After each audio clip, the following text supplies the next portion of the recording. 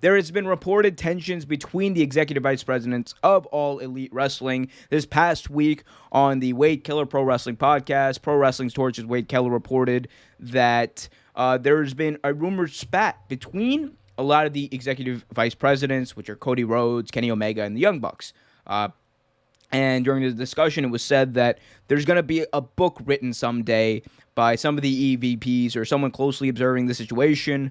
And we're going to learn a lot about the dysfunction. We're going to learn that there was a very short honeymoon period, and there was between certain key people in the company who aren't even talking to each other anymore.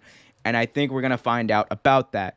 And, it's interesting that this was said because we know that the Elite, they came into this very close. Like, this was a very close-knit group, and that's why they started this wrestling company together and really wanted to make it work, and they have made it work. But I think we're seeing that a little bit, like when the ball finally gets rolling on these things, the different philosophies come out of pro wrestling, and we're seeing a little bit of that kind of come out, like the different voices. I think might be a little bit of a power thing of who has more influence a little bit in these decisions. Mind you, at the end of the day, Tony Khan runs everything. Like, everything goes through Tony Khan. If he doesn't want it to happen, it's not going to happen. It was also said that by Wade Keller that, quote, I know there are people in other pro wrestling companies saying the Bucks, Cody, and Kenny, it's not going to be long before they all want nothing to do with each other. So that got to me. That got to me where I was like, ooh, this is like means something. But what do you think about these initial reports of tension between the executive vice presidents? And do we think it's, a little bit of speculation, or is this just kind of healthy types of discussions that are getting overblown? I mean, I think in every business scenario, you have your situations where tensions flare, and and people get fed up and things like that. And it could be a very tumultuous situation. It could be a lot of, we don't know exactly what's going on. It could be what they say it is, but also at the end of the day, it could also be just speculation, because how how the media likes to blow shit out of proportion, even when it comes to sports entertainment. Like, I mean, it'd be a killer story to say that the four people that help make all elite wrestling are at each other's throats. Like, I mean, it makes for an interesting story. It also makes for an interesting podcast. So, which is why we're doing it. But but it's just one of those things. Like, I don't know. When it comes to stuff like that, I tend to believe more of what I can physically find for myself instead of something that comes out of other people's mouths. And like and you don't see any tension in the product. And you would think if there was something that bad going on, there would be some dissension in the organization, and there would be like a dent in the actual product, because these guys are still performers at the end of the day. So you would see something change in that, and I haven't seen it yet, so I can't say it's false or true. Yeah, and I think it's a little bit overblown. A lot of people, I think, are blowing it out of proportion because Cody has kind of been separate from the Young Bucks and Kenny for a while, like on TV and storyline. And a lot of people are pointing at that as like, oh my God, they never want to work with each other again. They're done. Like, I don't think that's true. Like, I mean, think Cody's already said he's comfortable being a mid-carder, so.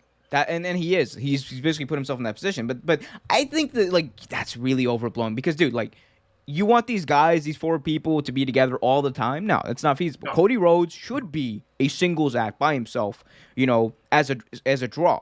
Kenny Omega and the Young Bucks together makes sense because they're like they serve as Kenny Omega's heater in this faction. So they're doing things that make sense wrestling wise. I think it's a little overblown. Dave Meltzer, who consistently talks to these guys, like, he's very close with the Young Bucks, very close with Kenny Omega, close with people in All Elite Wrestling. He said about this, quote, Cody is more of a business relationship with the other three, but it's not an adversarial one in the least. And they all have the same goals, which is to help build the company to sustainable growth.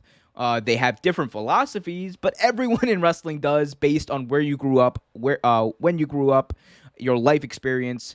But at the end of the day, Tony runs the show, and ultimately, it's Tony's philosophy. All want a diverse approach, and you can argue whether that's good or bad, but that is what they all seem to agree on. That so I like you said, and like I think we all hinted it too. I think it's just a little bit of a like healthy disagreement Yeah. because you don't want like the same voices, like the same ideas being thrown out because then you get just like what you have in WWE, which is everyone just throws out ideas for Vince McMahon instead of throwing out good ideas. Uh, and like Tony Khan kind of acts like a filter, I think, for all of their ideas, which is good because while he has final say, he's hearing different things, and he's understanding these different approaches that they're taking, and it's a bit of a mixed thing between all of them. With while as in WWE, you have the writers literally writing, like wrestlers and writers have come out and said this. You don't write for wrestling, you don't write for the talent, you write for Vince. You write ideas that Vince will like. Whereas I think in AEW, it's kind of like they focus on you write on what makes sense and we write about the wrestling, and then Tony Khan just kind of approves it or tweaks it or does whatever, which I think is a better approach than what WWE does. So I don't think it's that big of a deal.